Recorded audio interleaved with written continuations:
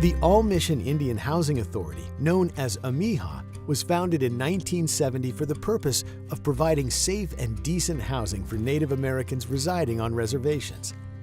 AMIHA began by serving a consortium of 15 Southern California tribes, including the Ynez Band of Chumash Indians, using funding from the U.S. Department of Housing and Urban Development. AMIHA was established long before any of the gaming, and low income was the prevalent income level of all of our tribes. So the need for housing was tremendous. We had families living 3 generations in homes.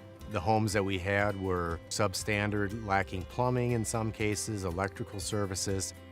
In the early 70s and 80s, HUD put out big development grants, which they quit doing in the 80s. So we had to become more innovative to continue to meet the need of housing. A portion of AMIHA's current funding comes from annual housing allocation funds that HUD grants to all Native American tribes. But thanks to new economic opportunities over the past decade, some tribes no longer rely on those funds. That led to the Ynez Chumash and AMIHA developing an innovative program. By reallocating their annual HUD funding, the Chumash would be able to provide much-needed assistance to other tribes. About a decade ago, we sat down with Dave and said we no longer have the need for infrastructure around some of these homes. And there were other tribes in California that really needed the help. And so being able to reallocate those funds was just part of what Chumash is all about. Ynez was one of the original members of AMIHA. We built 14 or 15 homes up here in the 70s and 80s.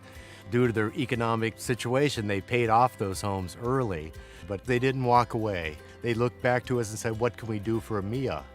Since developing this reallocation program in 2008, the tribe has donated back nearly $2 million and inspired other economically successful tribes to do the same.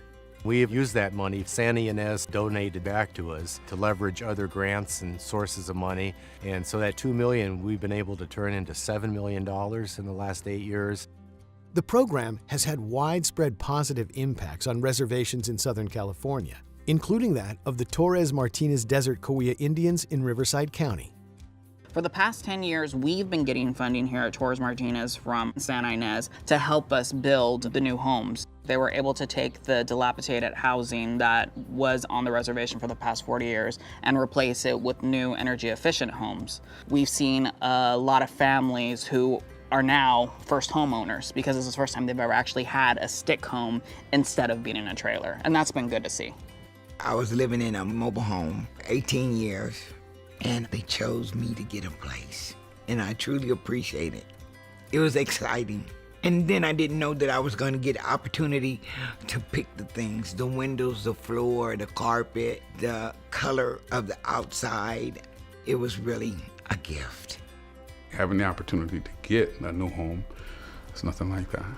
And then to think that, in a short period of time, it will actually be yours. I'll always have a place. And that's the way I look at it. This is a blessing in more ways than one. As far as Torres-Martinez, we're in a rural area, so we never had the economic benefits that other tribes have, and we are so grateful to the Chumash for the allocation that they've directed toward the Torres-Martinez. Without that, we would not have the housing that we have today. If they weren't able to step in and help us, it would have taken us 30 years to do the 32 houses.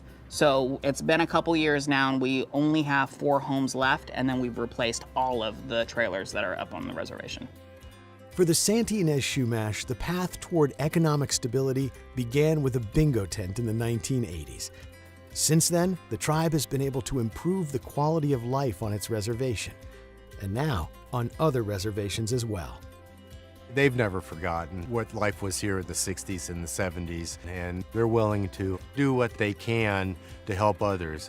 We're building houses out at Torres-Martinez, which is 200 some miles from here. San Ynez's uniqueness to me is just their willingness to look beyond their reservation borders and see what good they can do for people who need it more than they do. In my travels, I've had an opportunity to hear the stories and to hear how our tribe has been able to change many lives for other tribes. It really feels good, and it's right.